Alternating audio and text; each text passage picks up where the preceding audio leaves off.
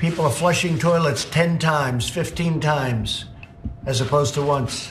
They end up using more water. You might recall that sort of video. And for a long time, it was just such a weird thing that the former president would talk about, like 1, 2, 3, flush over and over. And I always thought that's not generally my experience or for most people, but we now understand why he was having so much trouble with his plumbing. It's being reported now by Axios. While President Trump was in office, staff in the White House residence periodically discovered wads of printed paper clogging a toilet and believed the president had flushed pieces of paper. Now, this is coming from Maggie Haberman of the New York Times, who decided not to reveal this for a very long time. We'll talk more about that, and is only coming out in her new book, Confidence Man. So we know we've had one mystery solved, why his toilet was so clogged. New mysteries, though, have sprung up from this. You might recall this image from back when Trump was president, and he was filmed walking up the stairs to Air Force One with toilet paper on his shoe. Or was it toilet paper? Was that perhaps a draft of a treaty with Iran? Maybe a speech he was about to give. Maybe we could zoom in and find some notes on the edge. That could be almost any important government document that was stuck to the president's shoe. This is so ridiculous. Anyway, yes. In addition to all the other reporting, rename the book "Continence Man," though. I think that's a better. What do you think? Is that? I think it's not bad. Not bad. Listen, I don't know how much I love this as an opportunity. Be. I look at all things like this as an opportunity, and I know Mike Rowe from Dirty Jobs. We both worked for similar companies, and I think this is as good a time as any for Mike to put on a hazmat suit. Show that he really is not a partisan, by the way, and wade deeply into the bowels of not Donald Trump, but go into the pipes of the White House and let's really excavate years of presidential poop. I say forensically, let's go in there and find, hey, maybe Abe Lincoln flushed some other Gettysburg Address down the toilet. This is a great opportunity. It's also a TV show. It's a movie. It's a serialized book like the Hardy Boys was for a whole generation of little detectives. I don't know. Mike Rowe, I'm calling upon you to put your foot where your mouth is or whatever. Yeah. Or get in there, find these documents. I think he could do that if he is busy. I think that you could host that. I like some of the starting points for historical research you've got there. Maybe that wasn't the first draft of the Gettysburg Address. Maybe he flushed number 1. Maybe he flushed number 2. We need to find out. We need to get in there and see what's going on. Was there anything Trump did as president that like we already got used to the idea that his official pronouncements via Twitter were done while sitting on the toilet, but he was also going through documents. So he never read the documents. That's pretty clear at this point, but he did find time to tear them up while pooping. Or I don't know, maybe he's a literalist when he yelled at staffers and said, I wouldn't wipe my ass with that document. And yet he did. And he so found a way. There's that. I don't know. Well, I mean, the plumbing in the White House is also, it's old. And I'm surprised he got anything down there, down those pipes. But yeah, they were already strained enough by the presidential McDonald's parties.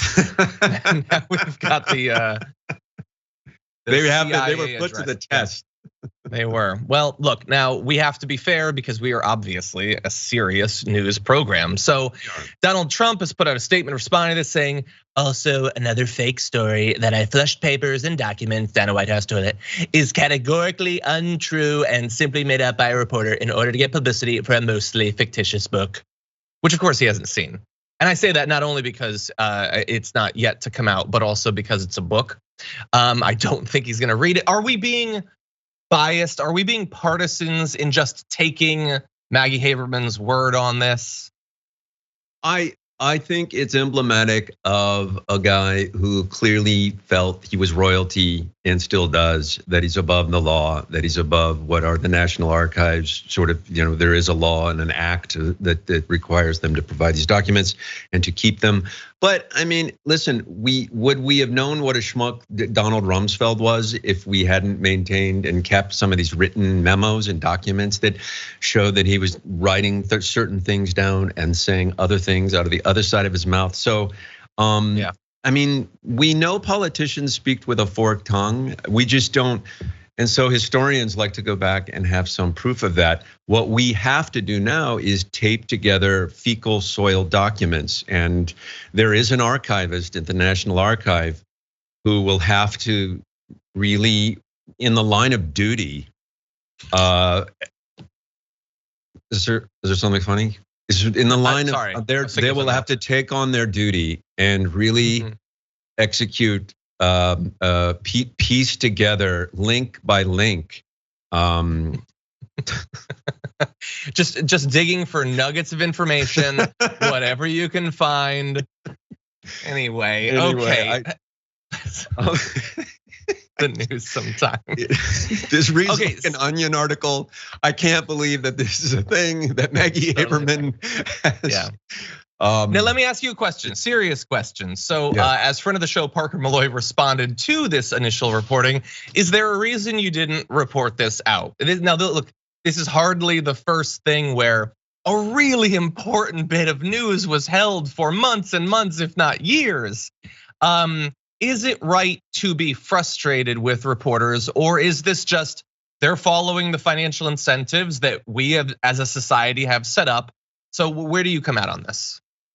I mean, I think the natural course of journalism is to discover things for years and years and years about presidents. It's an unending sort of like trail of forensic sort of knowledge that kind of comes together. The thing about is the public is so busy, trying to make car payments and do other things. Do they notice anymore?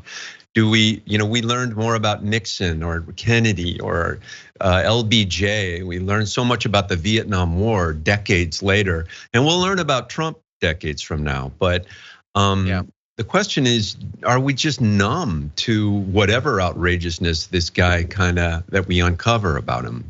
I wonder. The Kardashians are interesting. They're interesting. People care about that. People care about.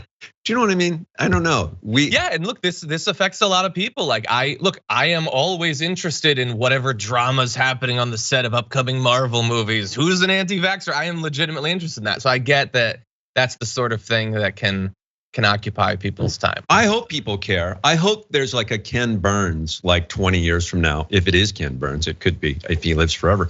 I hope there is someone who has, I see that PBS documentary or whatever that is that Ken Burnsy thing.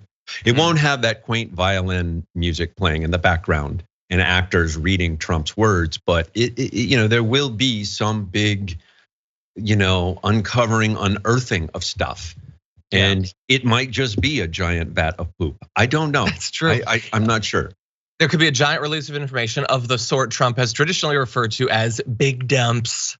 Maybe big dumps of information, or maybe it'll get pinched off and we'll have like a sort of like news constipation period. Like we need that information for democracy to work. Someone's just gonna have to, someone will have to get through the back door and figure out how to dig this stuff out.